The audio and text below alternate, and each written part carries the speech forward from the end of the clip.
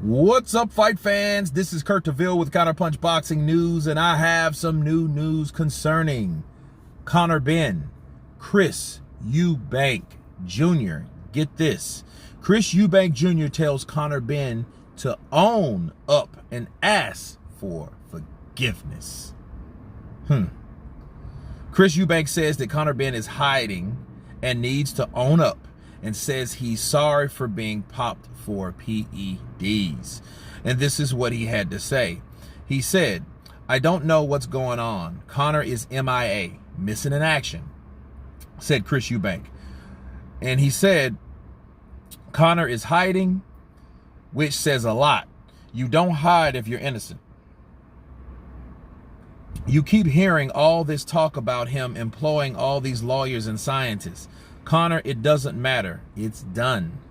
Even if you're not guilty, you're guilty. Own up. That's your only shot. That's your only way out of this.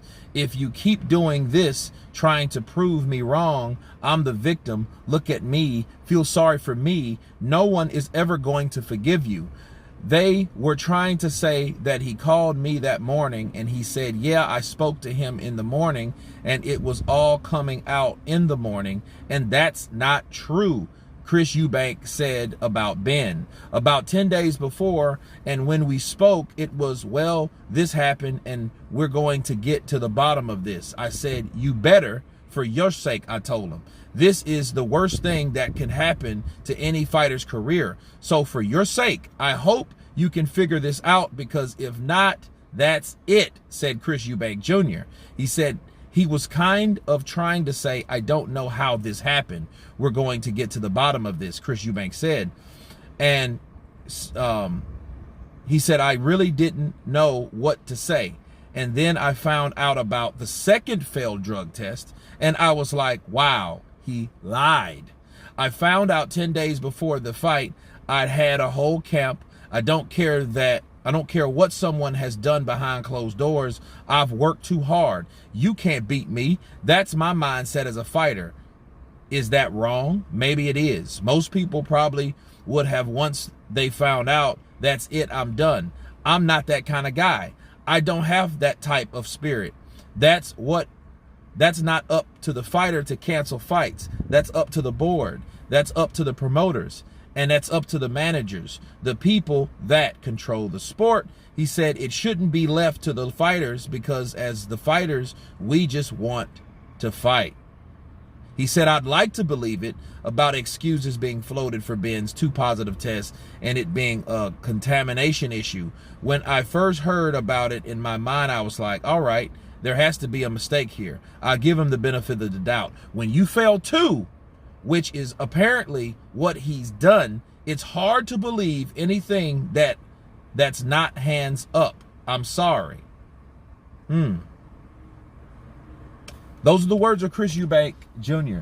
And let me counterpunch. I feel 100% the same way as Chris Eubank Jr. The only difference is I'm not fighting him. That's the only difference. And he is, or he was supposed to be fighting him, right? And, you know, the first one, like, hey, you know, we're going to get down to the bottom of this. And he was like, well, hey, I hope so for your sake, because, you know, shit, it's you. It ain't me that failed a drug test. It's you failed one.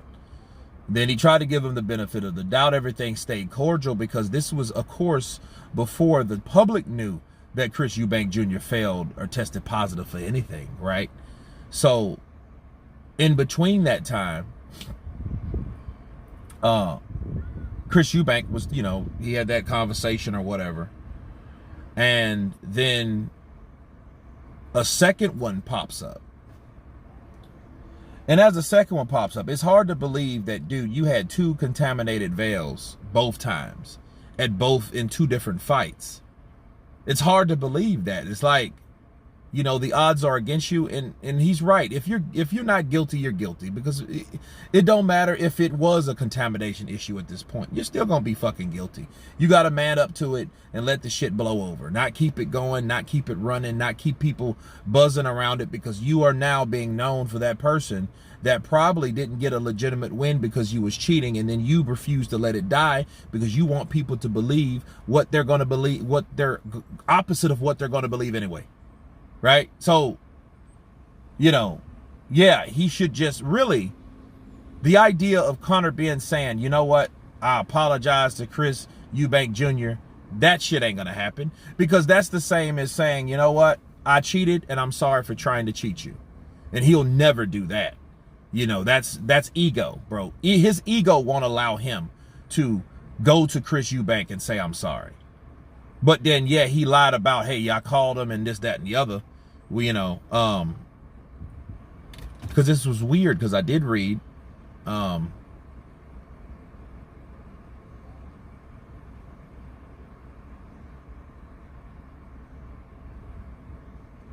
he said about 10 days before, and when we spoke, it was, well, this happened, and we're going to get to the bottom of this. I said, you better. Okay, let's see. They're trying to say that he called me that morning, and he said, yeah, I spoke to him this morning, and it was all coming out in the morning, and that's not true. Okay. He said, now about 10 days we spoke. It was, well, this happened, and we're going to get to the bottom of this. I said, you better. Okay, so he was talking about 2 different times. So I mean, you did the thing that I don't really hold Conor Benn to, because he didn't specify which time.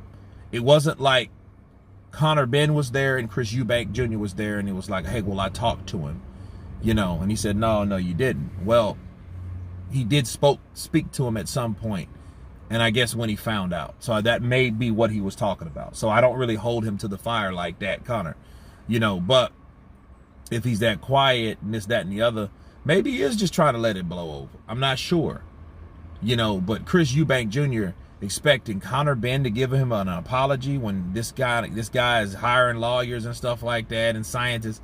No, I mean, he won't do that. His ego won't do that shit. So you can forget about it. It's sad it didn't happen.